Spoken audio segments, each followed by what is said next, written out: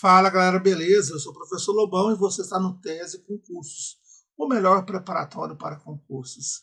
E nessa aula de Geografia do Brasil, vamos falar sobre a integração entre a indústria e a estrutura urbana e o setor agrícola no Brasil.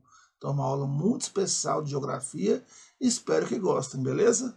Bora para a aula, pessoal. Olha só, vamos iniciar aqui por um breve histórico sobre a economia brasileira, tá? E vamos pegar aqui o período colonial, onde a manufatura do açúcar era a principal atividade econômica.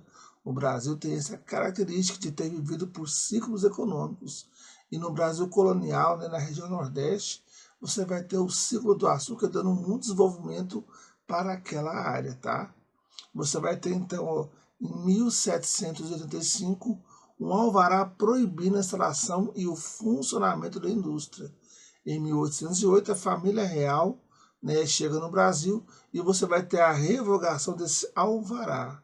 Em 1844, a tarifa Alves Branco, né, impostos mais altos, primeiro surto industrial. Então, o Brasil, que, né, sempre focado nessa parte agrícola, começa o início, né, de uma indústria no século XIX. Porém, ela foi muito impedida, muito dificultada, e ela só veio acontecer com grande força realmente no século XX. Em 1838 houve a Lei Áurea, onde veio bastantes imigrantes para o Brasil para substituir o negro, né, no mercado de trabalho. Em 1880 até 1930, as indústrias de bens não duráveis, tá? E aí depois você vai ter, né, um segundo surto industrial, especialmente aí após o governo de Getúlio Vargas, e necessitam um processo de desenvolvimento econômico do Brasil que gerou também uma urbanização. Então observe, né? O café era a principal atividade econômica desenvolvida no Brasil. Era o grande ciclo, inclusive até dava poder político para São Paulo. Porém, a atividade do café ela vai entrar em crise no início do século XX. Tá? O mundo está passando por grandes transformações e você vai ter um palco de grandes mudanças, um cenário de uma Primeira Guerra Mundial, né, que causou uma instabilidade política e econômica no mundo todo. E depois você vai ter a crise de 29, a chamada crise da superprodução. Tudo isso fez com que o ciclo do café, muito desenvolvido, né, no século XIX e início do século XX, perdesse muita força e o Brasil então tivesse que mudar a sua estrutura econômica. Né? Nos anos 30 então, você vai ter uma crise, né, e novas possibilidades político-administrativas e financeiras em favor da industrialização, sobretudo em São Paulo. Né? E aí você vai ter esse cara, o Getúlio Vargas, um cara muito importante nesse processo. Né? O Brasil, pessoal, vinha de uma onda de liberalismo econômico, né? Especialmente aí a partir do final do século XIX. Era um movimento muito grande no mundo. Porém, quando chega no século XX, quando vem a Primeira Guerra Mundial e depois a crise de 29, há um crescimento, né, de ideias de intervencionismo. Nos Estados Unidos, por exemplo, você vai ter o chamado keynesianismo. E no Brasil também esse processo ocorre, porque Getúlio Vargas ele vai ser um grande interventor. Ele vai criar empresas transnacionais, empresas estatais para poder atuar na economia, e ele passa então a criar uma série de estruturas de Estado.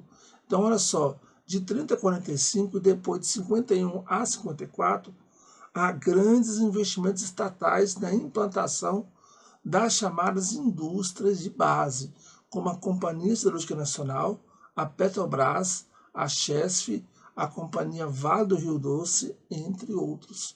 Pessoal, a indústria de base é aquela chamada indústria pesada, onde ela vai produzir matéria-prima e energia para outras indústrias.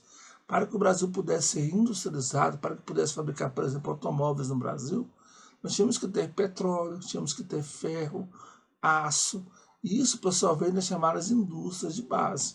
Então foi importante para que essa base seja feita a partir dos anos 30, para que depois, nos anos 50, né, as indústrias de bens de de consumo duráveis pudesse se instalar no Brasil. Após o final, né, da Segunda Guerra Mundial, as indústrias vão então chamar indústrias substitutivas, tá? E após a guerra, você vai ter a entrada das multinacionais. Uma vez feita a base, uma vez, né, criada uma estrutura, né, para que o Brasil pudesse ser industrializado, o Brasil então estava no passo seguinte, porém ele não tinha, né, grupos industriais brasileiros para poder fazer isso. E a solução foi atrair empresas multinacionais através de um processo chamado reserva de mercado, aonde você tinha uma elevação das taxas de importação, uma intervenção estatal, né, dificultando a importação e abrindo espaço para quem viesse produzir aqui. E foi nesse modelo, então, que o Brasil passa a se industrializar para chamar as indústrias de bens de consumo, e não só aquelas de bases estatais que foram feitas durante o governo Vargas. Então, inicialmente, indústrias de base, indústrias estatais, posteriormente, indústrias de bens de consumo, empresas estrangeiras, as chamadas multinacionais. Tá? Então, olha só, no governo JK você vai ter o chamado plano de metas, onde você vai ter grandes investimentos estatais, setores de energia e transporte são contemplados. Há também entrada maciça de capital estrangeiro em novos setores, como por exemplo os automóveis, os eletrodomésticos, as máquinas e equipamentos químico-farmacêuticos. Tudo isso, pessoal, que incentivado pelo governo. Então, através de uma intervenção estatal. Olha só aqui, ó, consequências. O Brasil vai ter um aumento da dívida externa, uma inflação muito grande, uma concentração industrial no Sudeste. Tá? Então, esse processo de industrialização ele foi muito concentrado, isso gerou uma grande desigualdade regional. Posteriormente, você vai ter, então, a tentativa de tentar corrigir um pouco esse erro através, né, de agências como, por exemplo, a Sudene para desenvolver o Nordeste, a Sudan da Amazônia, o Sudeco do Centro-Oeste e a Sudesul, né, da região Sul, para tentar minimizar e corrigir um pouquinho esse impacto. Tá? O governo João Goulart, governo Jango, né, ele começa então também a manter esse processo de intervenção e tentar fazer algumas reformulações, visto que o Brasil tinha uma grande inflação, uma grande desigualdade regional e social também, e havia então, né, aquele pedido das classes menos favorecidas para que tivesse feito as reformas de base. E então inicia-se esse processo durante o governo, né, Jango, João Goulart. Tá? Você vai ter um plano chamado Plano Trienal, onde você vai ter reformas de base sendo prometidas, como a reforma agrária, tributária, administrativa, bancária e educacional, né, sem responsabilidade pela produção industrial. Foi elaborado por Celso Furtado para combater a inflação e desenvolver o país, porém falhou.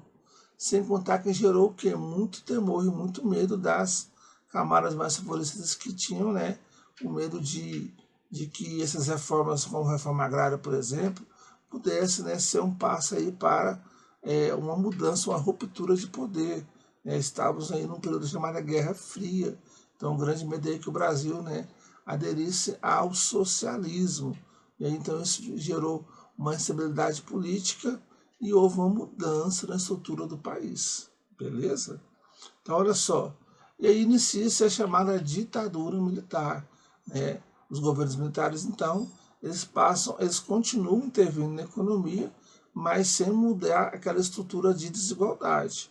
Né? Então, um período aí, pessoal, chamado milagre econômico, de 68 a 74, onde você vai ter elevados índices de crescimento econômico. Né? O PIB cresce 10%, então um grande avanço aí, e também sob a intervenção estatal. Então você tem desde o governo Vargas, o governo JK, Jango e também os governos militares, com uma forte atuação do Estado na economia. Tá? Você vai ter uma política industrial, a internacionalização e a estatização da economia nacional. Então, são processos de intervenções estatais, há uma expansão do consumo com facilidade de crédito, para que a população menos favorecida tivesse então a oportunidade de, né, poder entrar nesse mercado consumidor, aumento das exportações de produtos industrializados e da dívida externa, né, nesse momento cresce bastante a dívida externa brasileira, de 1973 a 1979, a crise, né, as crises do petróleo e aumento dos juros internacionais. Isso faz com que volte de novo, né, a ter aquela grande desigualdade, né, que você tinha aí nos anos 60.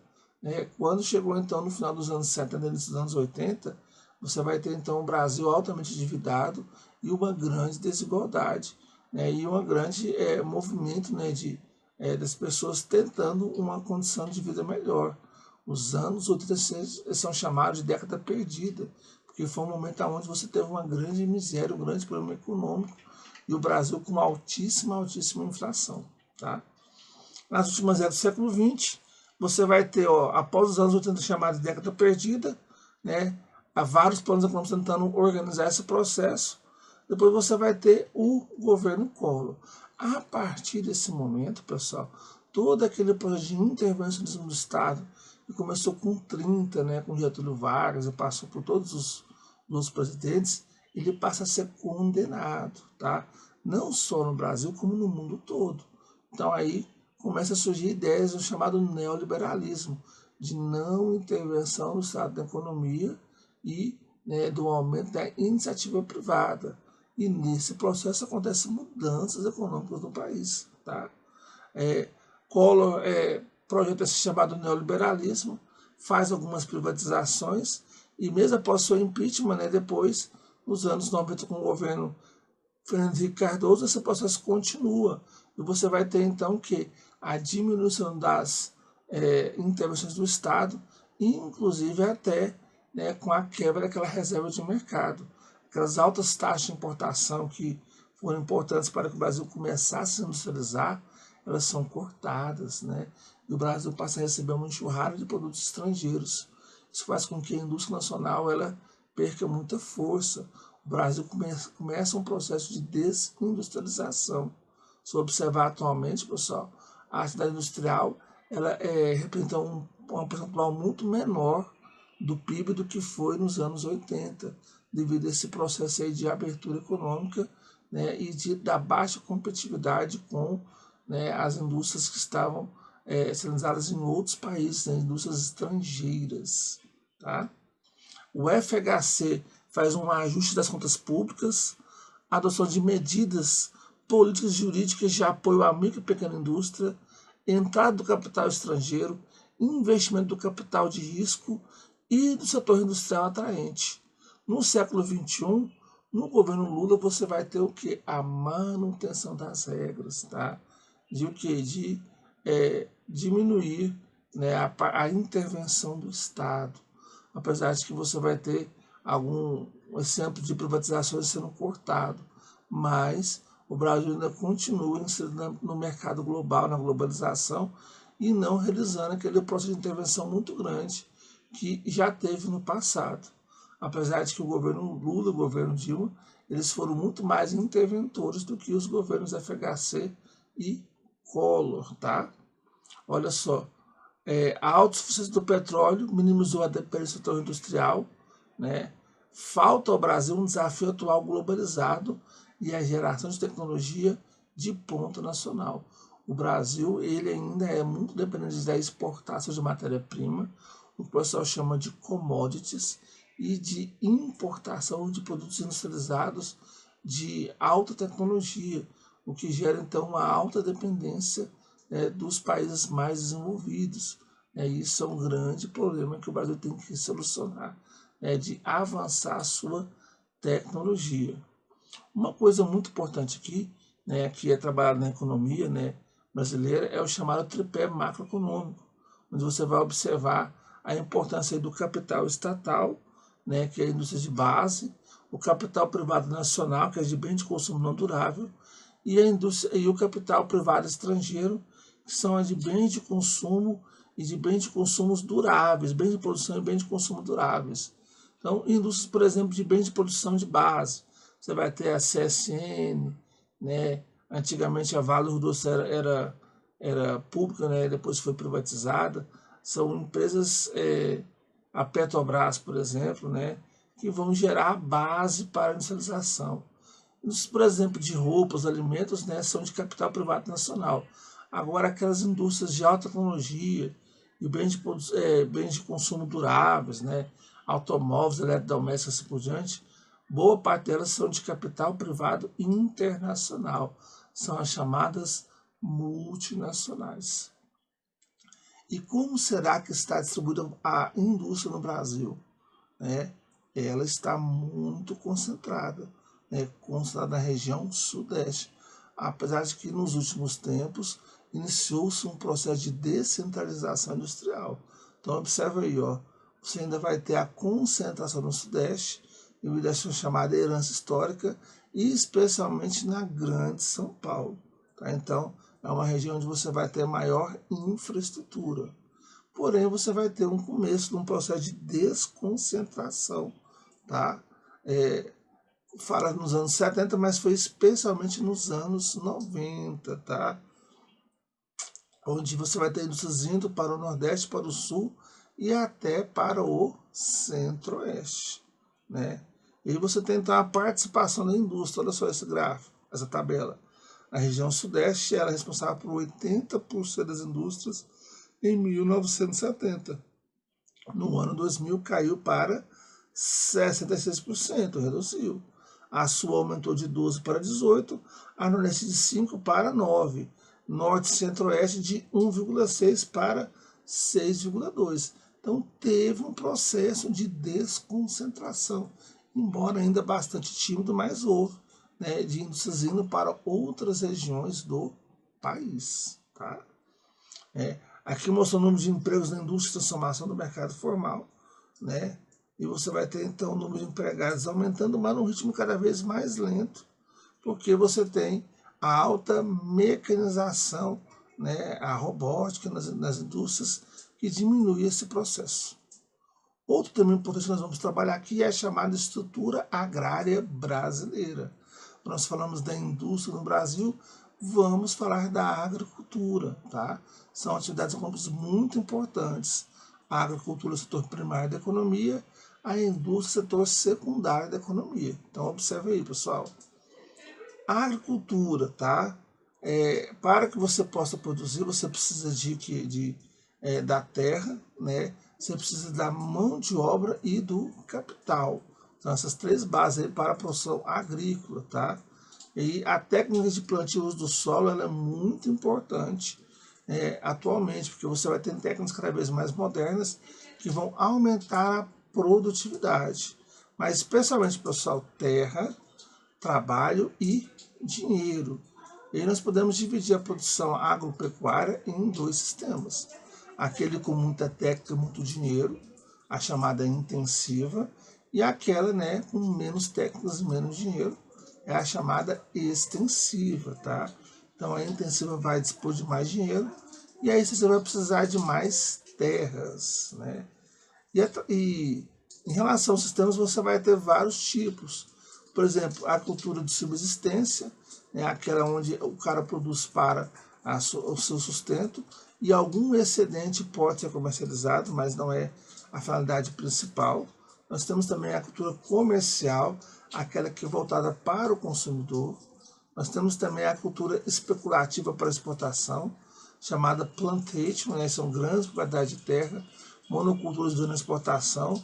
Nós temos também a cultura itinerante, né? Uma cultura arcaica, onde você vai ter, né, a degradação do solo e, consequentemente, a necessidade de você migrar para outra região, por isso que chama-se itinerante, né? Então você vai usar a coivara para poder queimar, você vai destruir, depois você vai ter que migrar. Temos também a científica moderna, né, de países desenvolvidos, e tem algumas, né, práticas aí, como a de jardinagem, especialmente no Sudeste Asiático.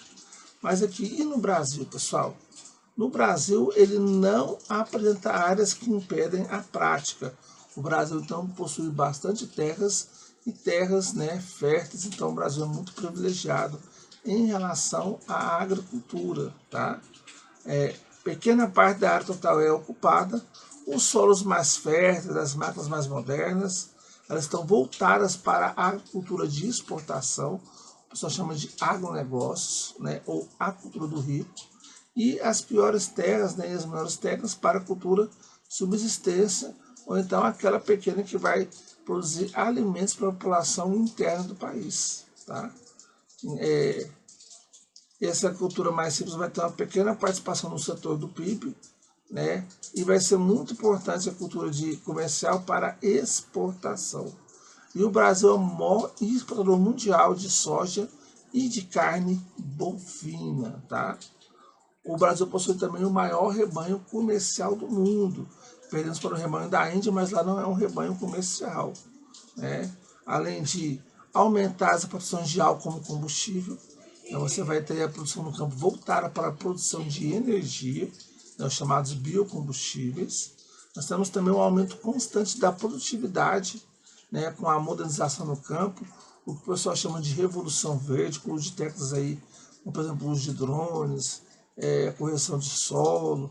Nós temos também os organismos geneticamente modificados, os transgênicos, né? Então tudo isso favorecendo a maior produtividade, consequentemente a maior lucratividade no campo. Tá? O agronegócio favorece o crescimento de cidades interioranas, né? Então você vai ter as cidades médias crescendo, desenvolvendo bastante. Lembrando que ele pode gerar até mais empregos na cidade do que no campo, porque ela vai usar muita tecnologia. Né? Nós estamos aqui, o país é o quarto maior produtor mundial de transgênicos em área plantada e o quinto em valor de mercado, né? Através da lei da biossegurança de 16 anos atrás, o Brasil passou a produzir, né, transgênicos, né, tendo aí uma grande produção mundial. E quais são as estruturas de propriedades rurais? O Brasil é um país que, desde o começo da sua história, priorizou a concentração de terras. Tá? Desde a época lá era chamada Sesmarias do Brasil Colônia, onde você vai ter as propriedades sendo distribuídas para, né, aqueles que tivessem relação com os chamados donatários, e uma grande concentração. Né?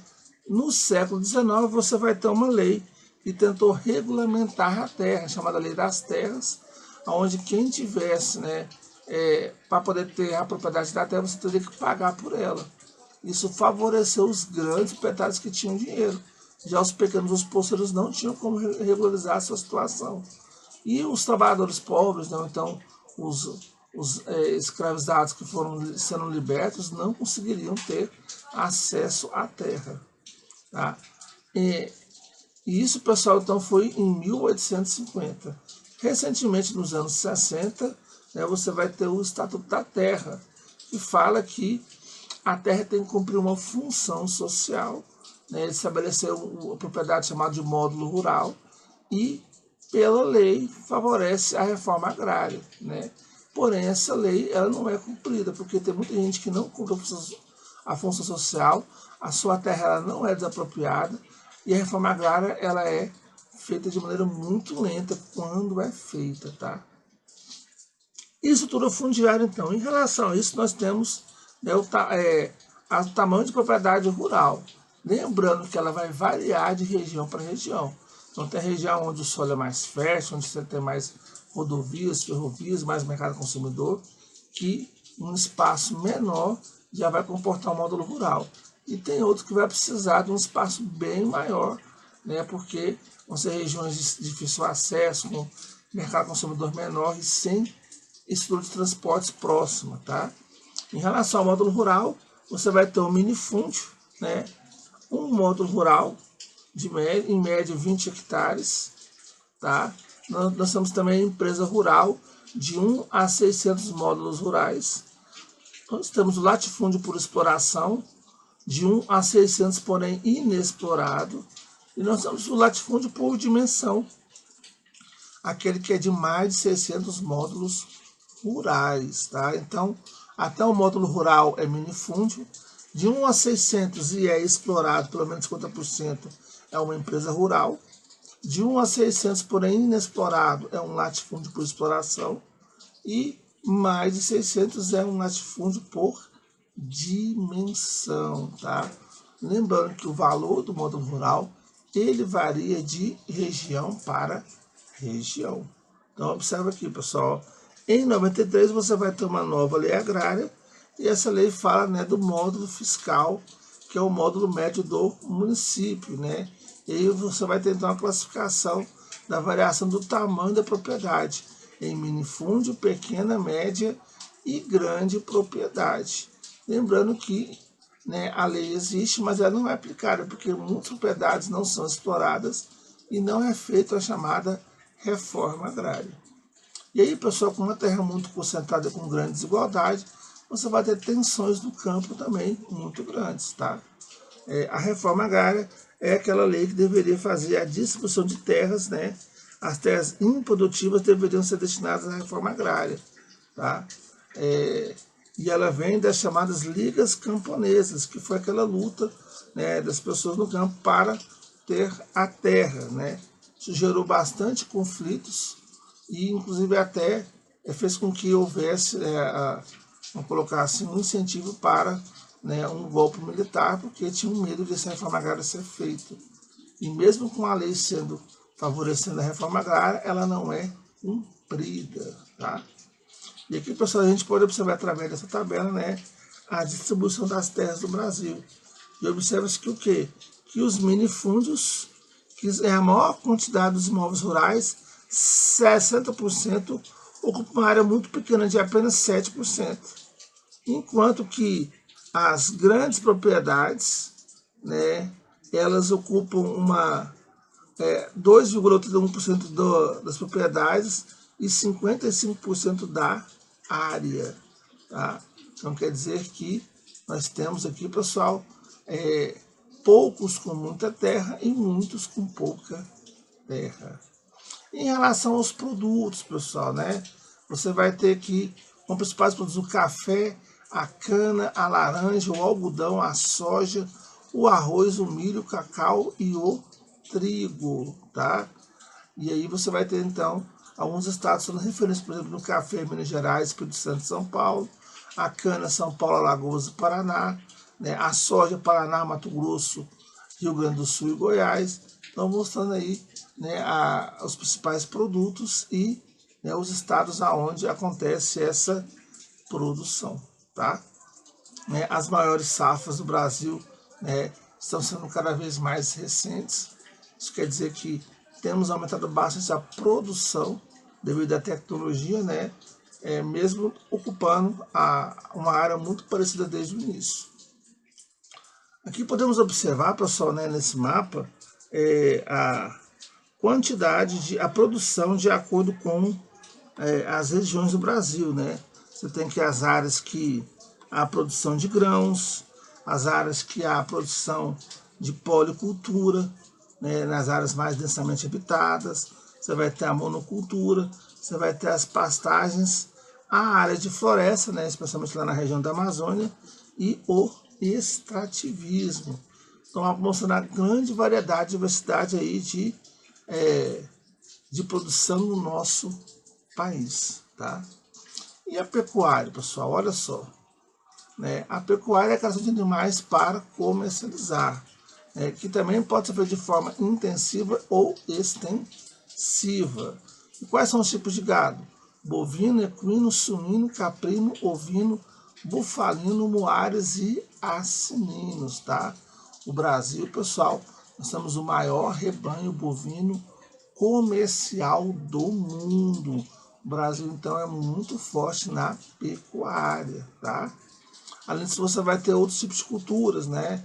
Como, por exemplo, de peixes, de rãs, de mel, né, da abelha e assim por diante. Então, são outros tipos de criações. Outra coisa muito importante que nós temos que observar são as chamadas relações de trabalho no campo, tá? Nós podemos ter aqui os pequenos proprietários que vão trabalhar na sua própria terra.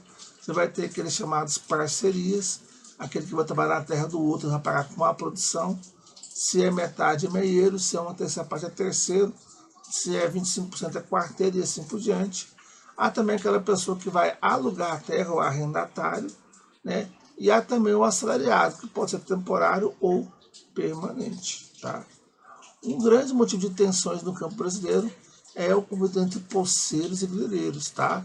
O poceiro é aquele invasor de terras, né? Aquele que não tem terras é o pequeno, e o grileiro é o invasor, mas que tem dinheiro e que falsifica a terra. Então, o poceiro é P de pequeno, o grileiro é G de grande, tá? E aqui para encerrar, pessoal, os impactos ambientais que acontecem no campo do Brasil, né? Você vai ter aí pelo uso de máquinas, né? Pelo solo, a compactação, o grande abrevio também gera esse processo. Há também a erosão, né? A degradação, as queimadas, principalmente na agricultura itinerante, né? A gente ainda usa a prática da queimada para poder limpar o terreno. Há também a perda de produtividade através da monocultura, a contaminação por agrotóxicos. E essa, pessoal, foi mais uma aula do curso Tese. Espero que tenham gostado. Tá? Um abraço do professor Lobão. Até!